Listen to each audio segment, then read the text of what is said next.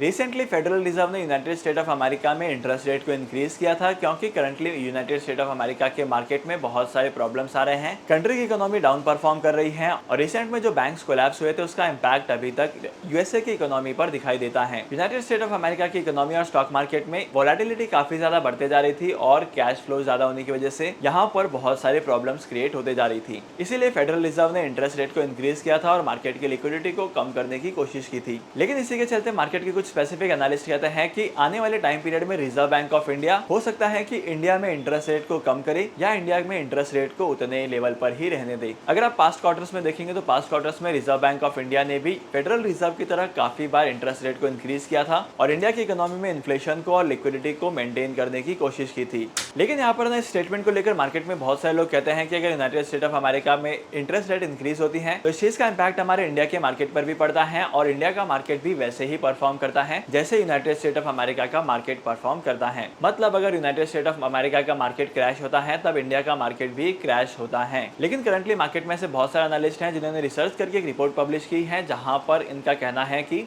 अगर आप इंडिया की इकोनॉमी को देखेंगे, अगर आप इंडिया के जीडीपी को देखेंगे तो अदर कंट्रीज के कंपैरिजन में इंडिया के जीडीपी की ग्रोथ थोड़ी सी ज्यादा है और यहाँ पर एक्सपेक्टेशन यही लगाया जा रहा है कि आने वाले टाइम पीरियड में इंडिया की इकोनॉमी की जो ग्रोथ है वो और भी ज्यादा होगी। अगर आप इंडियन स्टॉक मार्केट के सेक्टर्स को ऑब्जर्व करेंगे तो यहाँ पर बहुत सारे सेक्टर्स ऐसे हैं जहाँ पर मैसिव ग्रोथ देखने को मिली है और तो और आने वाले टाइम पीरियड में भी यहाँ पर उतनी ही तेजी से ग्रोथ होगी। और यूनाइटेड स्टेट ऑफ अमेरिका में फेडरल रिजर्व ने अपने इंटरेस्ट रेट को इंक्रीज किया है तो इसका इंपैक्ट हमारे इंडियन इकोनॉमी की कुछ कंपनीज पर पड़ेगा, थोड़ा बहुत इंपैक्ट पड़ेगा लेकिन इतना ज्यादा इंपैक्ट नहीं पड़ेगा जितना पहले पड़ता था। अगर आप इंडिया के स्टॉक मार्केट की परफॉर्मेंस को ऑब्जर्व करेंगे तब यहाँ पर आपको पता चलेगा कि मार्केट की ऐसी बहुत सारी कंपनीज हैं जहाँ पर इन कंपनीज ने काफी अच्छा परफॉर्म किया है। अगर आप इन कंपनीज के क्वार्टर वन के रिजल्ट्स को देखेंगे तब यहाँ पर आपको पता चलेगा कि इन कंपनीज ने अपने क्वार्टर वन के रिजल्ट में भी काफी अच्छा परफॉर्म किया है। और सबसे बड़ी बात तो यह है कि रिजर्व बैंक ऑफ इंडिया तभी रेपो रेट को इंक्रीज करती है, तभी हमारे इंटरेस्ट रेट को इंक्रीज करती है जब बहुत ही ज्यादा रिक्वायरमेंट होती है।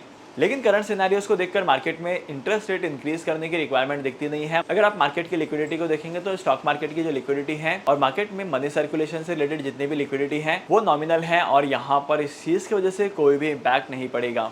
और अगर आप लोग स्टॉक मार्केट में इन्वेस्टमेंट करना चाहते हैं एज अ बिगिनर तो यह आपके लिए सही टाइम हो सकता है। मार्केट में छोटे मोटे करेक्शन होंगे लेकिन अगर आप लोग लॉन्ग टर्म के लिए इन्वेस्टमेंट करते हैं तब यहाँ पर आपके इन्वेस्टमेंट का कॉस्ट भी कम होगा और इन्वेस्टमेंट का कॉस्ट कम होने की वजह से आपको अच्छे रिटर्न्स कमाने को मिलेंगे। आई होप कि आज की इस वीडियो का कंटेंट आपको वैल्यूएबल लगा होगा। अगर आपको आज की इस वीडियो का कंटेंट वैल्यूएबल लगा है तो इस वीडियो को लाइक करना, शेयर करना। इसी के साथ साथ मैं आपको मिलूंगा अगली वीडियो में नए टॉपिक के साथ, एक इंटरेस्टिंग टॉपिक के साथ। तब तक के लिए signing off, happy investing and good bye.